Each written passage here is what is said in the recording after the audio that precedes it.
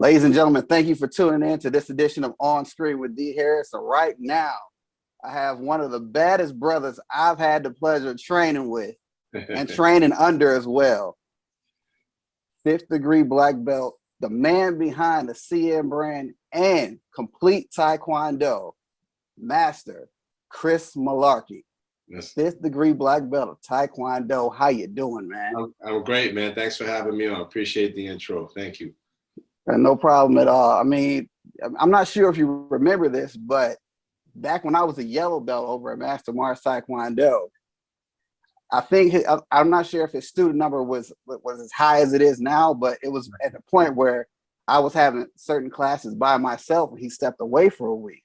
Right. And you came in, and then the very first time I trained with you, we were one-on-one and you went over some things with me, and that was one of the times I realized this guy, I'm like a year or two older than you, but I was like, this guy has like a wealth of knowledge, wise beyond his years, carries himself like a lot better than, because we were in our 20s. So it was like one of the things I noticed, that we were carrying ourselves different than a lot of people in our age group. I kind of credit that to some of the martial arts stuff, plus life experiences.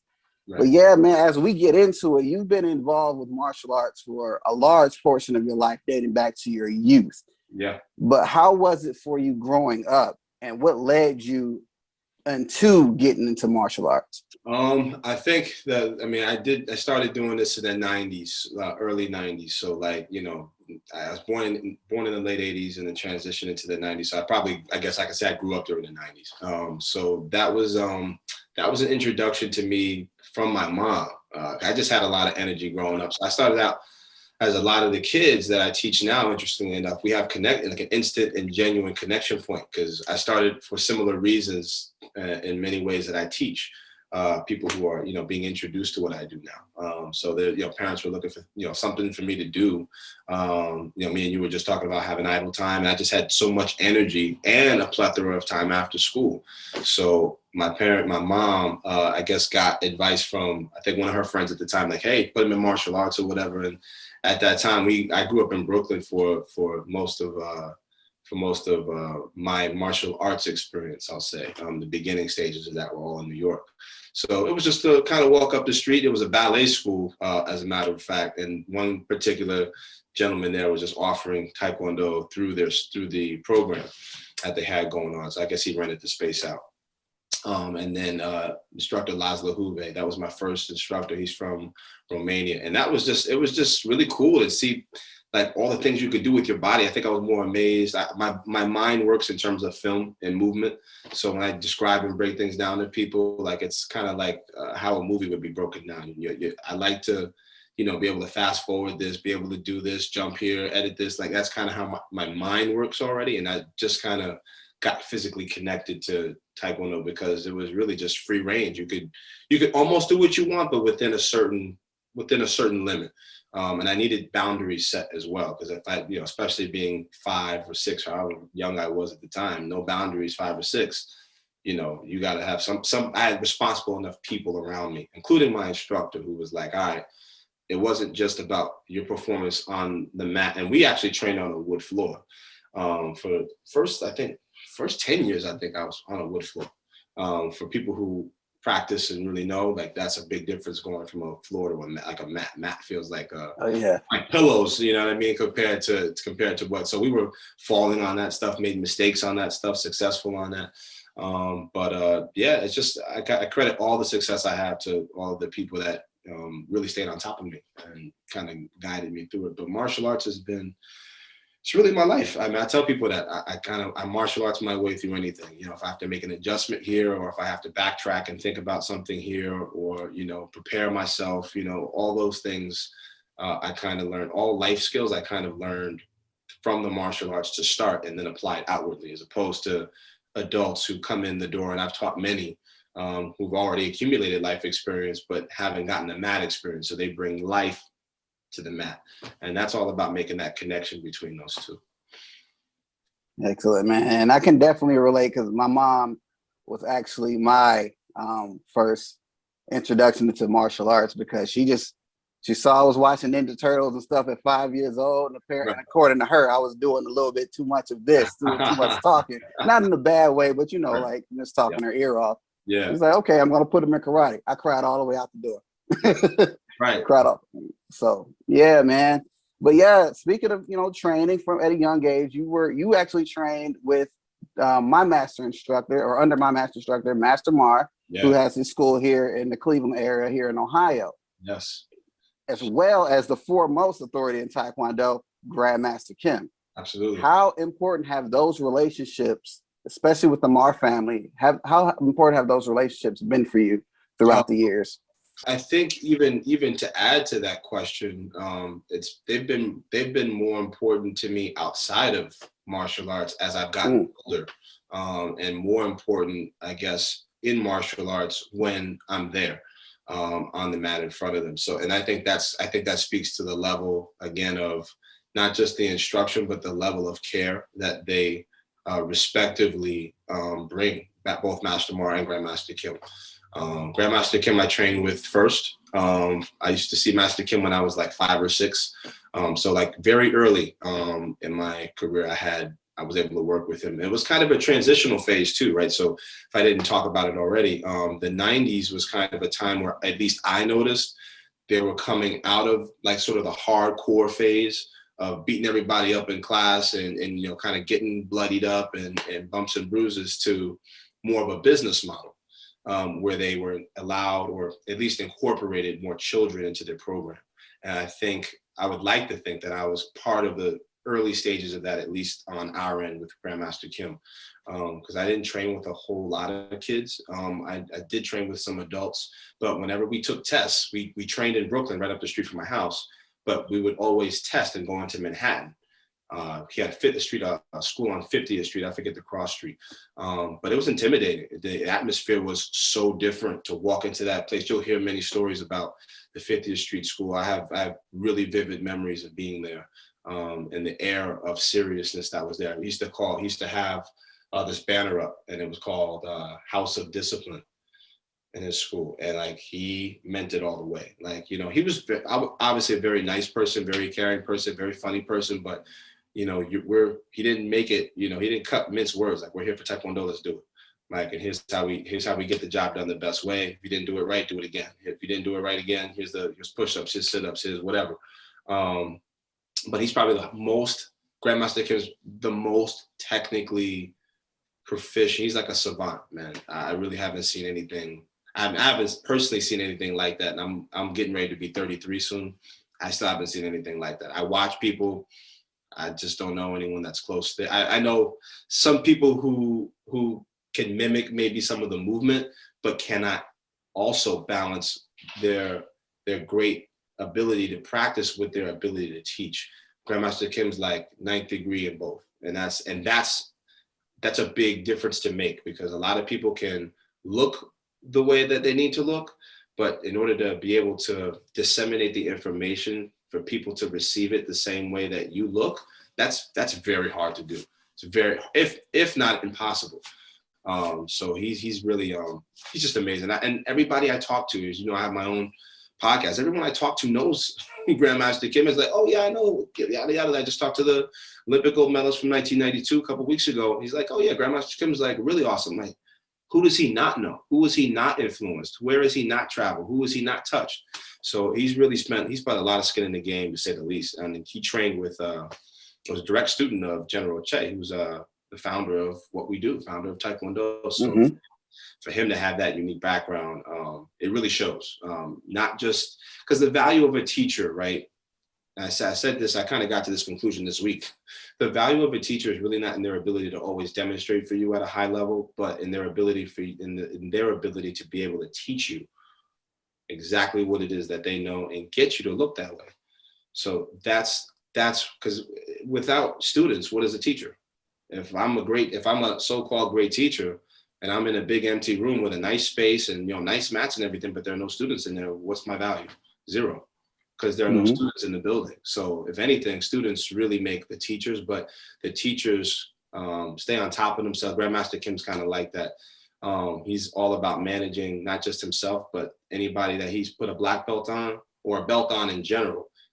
Just he's managed them to a point where it's like, wow. Like, and I've spoken to so many former students of his, Master Mar being a student of Grandmaster Kim as well. He's second generation. I guess I would be considered, you and I would be considered third generation students, but it's Master Mar carries himself the same exact way. Master Mar had a lot more direct work with me, especially while I was in my adolescent years, and from, going from my teen years to the adolescent years into adulthood. And Master Mar was there every step of the way. I can't say enough good things about him. I think he knows that.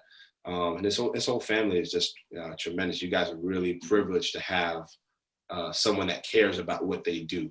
And I think through the COVID times right now, you can really get a very clear evaluation of who's really who in the martial arts world, because not if they close down, but if they're still making all of the avenues available to be able to teach, and still looking to seek people to teach, and still actually care. You'll be able to see who cares about doing what they do. And those two people right there are clear examples of people. And I think Grandmaster Kim is, again, for people who don't know, a 9th degree black belt, likely late 60s, maybe early 70s. So we can take the air of mystery away from that. But he still moves like he's 40. So that, and he can sit in this full side split, put his head on the floor. I mean, I have people that are 20 have problems with that. So it's you know what I mean? And like my father said, who's a very, my father's a very quiet man, doesn't say a lot, but when he does speak, it's like everybody needs to listen. And he leaned over to me at one point. I forget exactly where I was in the world, or what we were doing. But he leaned toward me and said, well, Grandmaster Kim's really just a once in a lifetime, like once in 100-year kind of athlete. Like, you just don't get people that like maintain themselves like that. Not just interested, because you can wear a belt and then just tell people what to do. I always make the distinction in what I do now between a teacher and a trainer. A trainer is somebody that can just tell you, go do a certain number of reps, like go over there, do this and do that and do that. Okay, but then they don't look the part. A teacher is a person that looks the part, is able to demonstrate what they're telling you to do, and may even do it alongside you. Like, that's what a teacher, and they have to also provide value to, I mean, in my definition of what a teacher is, they have to provide value for you off the mat as well, and not just in the specific activity that you're doing. And Grandmaster Kim and Master Mar, almost Grandmaster Mar, they're really phenomenal instructors, and even cooler, I think, practitioners. They don't let any excuses stop them from doing whatever it is that they need to do, period. And I think that's what I picked up. Yeah, and Grandmaster Kim has actually been to our school Yes. a few times, actually. And every time he's come, I've gotten, especially with me being considered the school leader, the wealth of like knowledge and just the little things I got from Grandmaster Kim. Yeah. I remember one time, I think it was right before I was supposed to get my black belt, maybe a month or two before that. And right. Grandmaster Kim came in and I was practicing, I think, Chunmu or something. Right. I feel like from the way Master Mar taught me, all my techniques were there and everything. Right. But when Grandmaster Kim did it, he said, you do it like this. And it was just like tiny little things. Yep. Moving my arm up an inch. Right. Or making that turn to the other side, just a little bit. Yep. It looked like a completely different pattern. Absolutely. Completely different. And it was sharp. Yep. That's the magic in his ability to he just knows. He's really studied, person that studied like Taekwondo. If you were able to get I believe in Korea, you have to actually major in Taekwondo in Korea. You could major in that. So wow. Like you could major in, that's something I learned. You could major in that. What that looks like at the graduate level, I don't even want to know. That's like Taekwondo in Korea is like baseball to what baseball is to Americans here. So like, not saying everybody that's there that you pass on the street will do it. But a larger majority of people will know something about how to kick or punch. And there's different factions, obviously, of Taekwondo, different ways to do it. Everyone's got a different body. But as Grandmaster Kim has said many times in black belt seminars that I've taken, which have included people from all over the world, right? It's really about, there's really only so many ways you can move your two arms and your two legs. So he kind of confines that to a particular, and I'm seeing it come out now that here's the value of the instruction, right? As I've gotten older and my I've had a maturation of perspective. Had have a daughter, have two boys, have a wife, and things change, right? Your lens, what's important, what's priority changes. And as I've continued to teach, I've seen why doing it the way we do it works, if that makes sense. Like, oh, that's exactly, and I'm learning this as I'm teaching. I'm not saying it out loud to whoever I'm working with, but I'm like, that's what I'm still learning from teaching. Teaching is learning twice. So that's I'm getting that back. So, when students hit standstills, advanced, black belts, or sometimes even red belts. I think I taught at red belt, like really early early on in Glenridge Taekwondo's sort of beginning phases. I was there with Master Mar. I think at one point I actually carried the billboard while he was in the car, and like I was behind it, literally running it up the street with him because it was too big to fit in his car at the time. But to see where he's come from is a phenomenal amount of hard work and unseen hours off the mat that have contributed to his success. But Master Mar works at it. I mean, constantly. Master Bayless works at it constantly, like, and they're a team, and their whole family is oriented that way. And I think you guys get that feeling, and it's the same sense. Like anybody that comes to work with me, during the COVID thing, I didn't do any last year. This time I didn't have an issue of teaching anybody because my school had closed down. But now I have an issue of not having enough time to teach everybody that wants to learn. So that's a great problem, so to speak, to have. And the fact that people are still seeking me out is a great problem to have. But I'm regurgitating the same information I got from these legends in the game, like particularly from Grandmaster Kim, which fell through to Grandmaster Mar. But what makes Master Mar special too is he made sure, and people in his class as well, Grandmaster Nathanson, also in that same conversation, who was also Master Kim's first black belt here in the United States. Very important to note. It's really important to understand that when you get taught something, you have now a responsibility to make sure the other person knows that's not on your level. And people get lazy. I take my kids to the store and I teach them about how to calculate sales tax. I teach them the psychology of how a store is set up, and how people get you to buy stuff. And I teach them these things just randomly, and just get them to look at and try to broaden their perspective. And there are so many parents or adults that tell me, oh wow, I'm like, yo, but it's really not. I really don't feel like I should be getting congratulated on that. That's what we should be doing.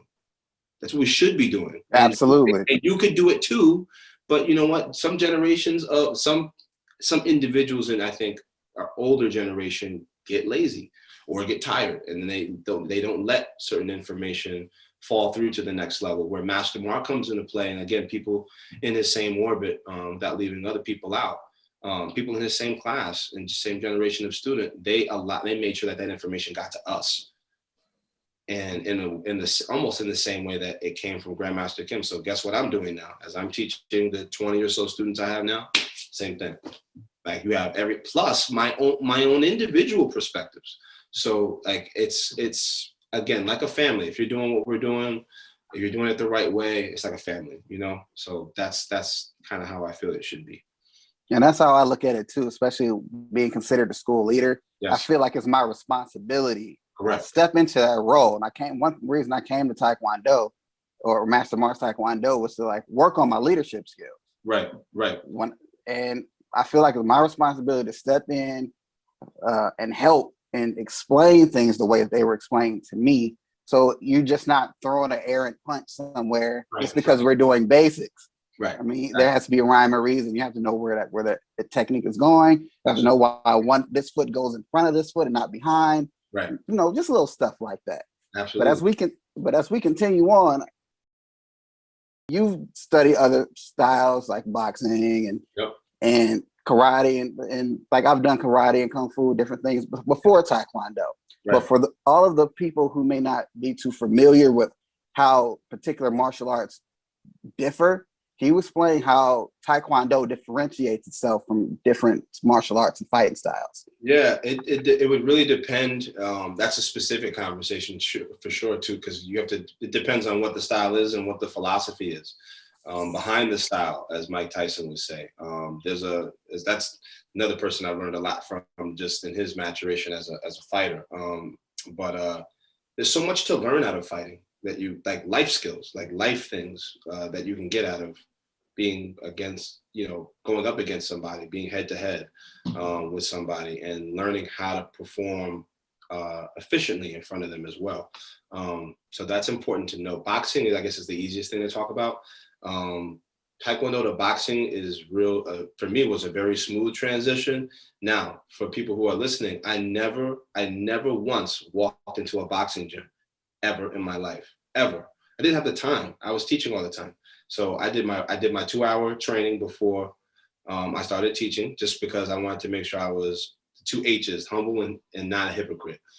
So if I'm telling somebody later on in the day, I feel better telling someone to do 100 push-ups because I just did 200. You know what I mean? So I did that for like 5-6 days a week. And even on Saturday mornings, I would teach. I think we had classes at 8 o'clock or 8:30 when Master Mar was here in New Jersey. So I was, at one point, I was the head instructor of the school for a long time. I was like 400 or 500 people. So that's a lot of responsibility, talking about like school leader, like it's real. It's a lot of pressure too, because if you're the person that's in front of them all the time and then someone complains, it goes, straight to the top, but then it comes down to you, ultimately, to fix whatever it is and correct. And that was horrible when I taught. At first, I was horrible. I would say I had a natural talent for guiding people, but I did not understand how to relay the information the correct way. That's where Master Mar was like, just wholly, I mean, again, another way, phenomenal, like, because he worked with me and spent time with me. Hey, come in a little early before you start working today, and we'll go over this and how you do this, how you fix this. I never forget that, never, because that time he spent, even though the fixes were simple, it was the time that he's spending doing that. He could have spent time doing this or trying to market or try to advertise more, do this or do that. And I think he still ended up doing that anyway, but he spent that time to work with me. And it was really important. I think I can give myself a big up because I opened my brain and my mind to being taught. Something I teach my kids all the time. Don't stop being open to learning something new. I may have a 5th-degree black belt around my waist. You wouldn't know it by the way I carry myself, per se. I don't boast or flaunt it, but I always keep a white belt around this part right here. Always around the brain. You have to. I'm always ready to learn something, always ready to pick up something. You can learn from anybody at any time. But again, going back to the boxing synthesis that I have, I taught myself how to box from Taekwondo. I taught myself how to box, putting YouTube up, taking a look at certain fighters, how they move, trying to emulate that style a little bit. This is what works best for you. This is what doesn't work really natural for you. Kind of took a Bruce Lee approach to it too. If it doesn't work, throw it out. So that's kind of how I did too. Because as you know, we all have the same skeletal frame, right? At the end of the day, the X-ray looks the same, but the functionality of that skeletal frame is completely different from just me to you even. And then from you to the next person. So you get so much variability in how people function, which is actually interesting. But boxing was very simple. It's all striking. Taekwondo's the same thing. It's all distance management. So, learning what to do at different distances. Punching changes the game because I would say that the boxing makes the head the primary target. Whereas in Taekwondo, it's not the first thing. I think most people stick around with Taekwondo a little longer because they're not getting popped in the face, as much. Yeah. You know what I mean? And I think a lot more, it takes a particular kind of person to stay when the risk is high. Let's put it like that. So, you'll get a handful of people that can do both. But that's how I taught myself how to box over the course of, I still say I'm learning, but probably like a good 3 intensive years. I would hit the heavy bag. I'd probably throw somewhere around 10,000 punches a day, like on the bag. Just keep going and keep going and keep going. Watch more videos. Just that's how I absorb things because I didn't have a formal teacher. I didn't have enough money to hire somebody. I'm just being able to afford my rent and eat and all that kind of stuff. So it's on you at that point. How bad do you really want to learn this next aspect of it? And a lot of that transition was because I didn't want to be complicit in just being a black belt. I wanted to get a black belt or something else, and a black belt or something else, and then put it all together. That's the key, the synthesis, the integration. Much bigger difference, I guess, for me in my journey was going from Taekwondo to Brazilian Jiu Jitsu, which I did for about a year, up until recently. just because it's been so complicated because the schools in New York and just too much going on right now, especially with me teaching. Yeah. I just don't have the time to, I really don't. I mean, I have to wake up at 4:30 or 5 o'clock in the morning to get training done if I want to do it. But Brazilian Jiu Jitsu was completely different because that's grappling. That's super close. That's tight. That's a very uncomfortable, close range. Taekwondo operates from being all the way, boxing operates from being right here. So when you end up closing that gap, it's a completely different philosophy. And philosophy behind Brazilian Jiu Jitsu is really kind of in 4 steps, if just from my analysis of it, is to close the gap, bring the fight to the floor, subtract the legs, and then submit or choke. That's it. Those are the 4 big stages. Obviously, a lot happens in between those stages and during those stages, but those are the 4 main principles behind the style. So if you can, I was able to only look at it that way from being 5th degree in what I'm doing, and still continuing to learn from Taekwondo as well. I haven't like put a pause on the Taekwondo to then, go all the way to do this. It's not what happened. I still learn what I'm doing in Taekwondo. I learn a lot more from teaching than I am because I don't have Master Kim in front of me to say, hey, did you throw 400 kicks today? Or Master Mar to check on me. It's not like they have time to do that. It's kind of all on you.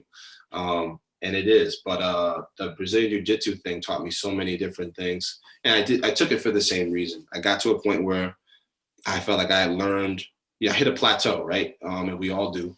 Like, all right, I'm likely not going to get much better than I am right now at what I'm doing. What else can I do, however? It's all the mindset. What else can I do to help feed me back something new about what I'm already doing? How can I get a different POV, a shift, if you will, in perspective of Taekwondo by learning something else? So usually a couple of months before New Year's, I'll make changes because people that make their changes January 1st most of them don't stick with it. So I like to make my little New Year's resolution halfway through the year because then it becomes a habit by January 1st. Not something I'm just starting out to do. That's a big difference. And then, I got choked out. I got tapped. I got submitted. I mean, by people smaller than me. I'm 6'4", 220 pounds. I got submitted by someone that was 140 pounds. How did you do that? And it's like, that was where it started. And it was all self-defense. The first day, the first lesson, shout out to Ronin Athletics in Grace University Satellite School in New York, in Manhattan. That they just moved. I had two of those instructors on my podcast a couple of weeks ago. Phenomenal. I mean, the guy's 140 pounds and he's putting me to sleep. How are you doing that? How are you doing that? And when I was able to sort of dissolve the air of mystery behind it and get to those stages, I'm like, okay, now I got it. But that's from having the mindset of a black belt practitioner already. And when I walked into that school, I told them, I'm going to tell you now, I'm all transparent.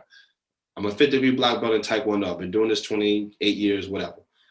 I'm only saying that because I don't want you to treat me differently than you treat everyone else. I want you to teach me the same exact, because you may skip over something I may need.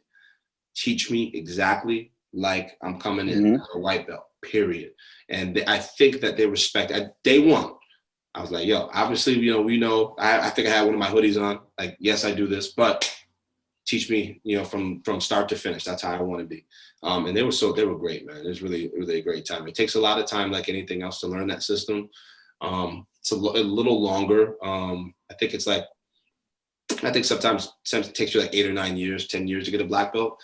But by the time you transition from, which is a very interesting point to note, in Brazilian Jiu Jitsu, when you go from one belt and you graduate to the next, it's a dramatic difference, dramatic in terms of what you're able to do. So you're really street ready. And then that's kind of where I got. I didn't change belts or anything like that, but I drilled enough of what we were doing during the COVID stuff and did the classes in person. Now, mind you, I'm driving from New Jersey to New York to take these classes. So like that's time away from my family. So I was like, yo, I'm here for business, period. Because the clock starts like ticking down when I leave the house. You know what I mean? So it was like, they were real, very gracious people. I learned a lot. And I watched a bunch of people do it too. I watched YouTube. I fed myself what I wanted to learn as well. And I integrated it into some of the stuff, even the stuff I was teaching this morning. was some of that stuff. So it's, how to stand up properly, for example, not necessarily how to do any of the other stuff the advanced way, but I can get myself off the floor and on the floor without hurting myself. I can fall, I can flip, that kind of stuff, and roll. So that's a bigger difference that I find, because it's grappling and wrestling, so to speak, with a belt, as opposed to the striking from Taekwondo to boxing, which are a little closer and more similar. Now, as with many things in life, consistency is key. Right. As I've noticed being a student at Master Mars Taekwondo and teaching sometimes, I noticed that, people start to disappear after a while. And, some people, they get their belt, not even like a black belt, but I see this sometimes with some of the black belts. They think that's it. They think that's the end. So explain why, first of all, that's not the end. And secondly, why being consistent in your Taekwondo training, or I think that can go across anything in life, actually. Correct. So to those points, black belt is a continuation of your training, right? It's a color belt in a formal system. Formal being that we wear, these nice cool jackets and then a belt. So in systems where belts change and there's rank applied, as opposed to like let's say Kung Fu, where they don't have that. You have to kind of determine who's who based on the ability. But in a more formal sense, you can walk into a room and know exactly who's who, right? That's what the belts really do, to help distinguish. But in terms of the black belt, it's really all about a continuity of learning. So when I've seen people, cut away or not continue after, I never had any real personal. At least I think that now. You do take it personally if you're teaching them for a long time, like if they step away, because you want them to continue to do this, because we clearly see the benefits of doing this. Like, well, if I'm still doing it, there's got to be a good reason why I'm still doing what I'm doing. And you're trying to share that. Again, you want it's a positive lifestyle. I think you learn so many things from martial arts, not just Taekwondo, but karate done, the right way, or anything can be taught as a discipline. Anything can be taught as a discipline. Not everything is. Boxing, for example, is not really a discipline. That's a skill set. A lot of boxers get in trouble. You hear about boxers all the time in the news. Domestic this, hit this person, yada yada. So they're not necessarily held as accountable per se as people who come from the martial arts background. I don't really open up the news. Well, you have the digital newspaper now, Facebook, everything else. But last time I opened a newspaper, I really didn't hear anything about martial art, a traditional martial artist having any trouble with the law, or putting their hands on somebody, or getting in a fight unnecessarily. If anything, we're trying to avoid that situation as much as possible, because we know how dangerous it can get. But it's, you have to be committed to learning. That's black belt's really just the beginning. And we say that a lot. I heard that from Master Mar first, long time ago, and then you kind of shrug it off like, okay, whatever, I'll come back tomorrow. But it really is. Then you fast forward, the difference between getting your black belt, let's say on Friday night, and Monday when you come back to class, there really is no difference. You're pretty much, it feels like red belt with 4 black stripes, right? But the difference becomes greater between getting your black belt Friday night and then keeping your black belt that same Friday night 3 years later. Then you're a different practitioner. Your brain changed somehow, because you kept sticking with it. And people have different reasons for sticking with it, right? People, like the environment. People like the fact that they can hit pads and opt out of sparring. People like the fact that, it's something more individualized and less group. They can come in and come out. So everyone's got a different reason, which I noticed when I was teaching. Every single person's got an individual reason to not just come in the door. They also have a different reason to continue as well. And those reasons change constantly. So you're really watching people constantly evolve. They're never in the same place every day. It's kind of like watching this, being with somebody, and, for many years, right? Like you kind of watch their development and their transition, and they constantly shed, or should constantly shed, the person that they were when you met them, and should be evolving. I think Muhammad Ali said something to the essence of, if you're 25 and you're thinking this way, and 50 thinking the same way, you wasted 25 years of your life. I agree with that.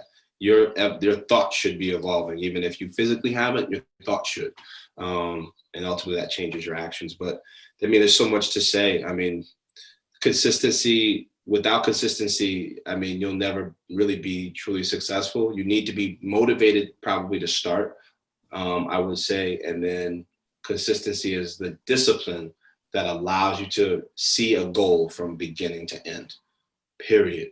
I mean, everyone in this COVID situation right now has been impacted so uniquely. If you walk, I was telling my wife the other day, if you knock on every door on the street that we live on, it's a nice neighborhood.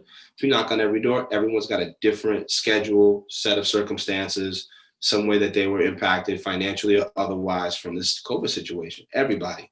But the biggest thing that I'm looking for is, what are they doing about it?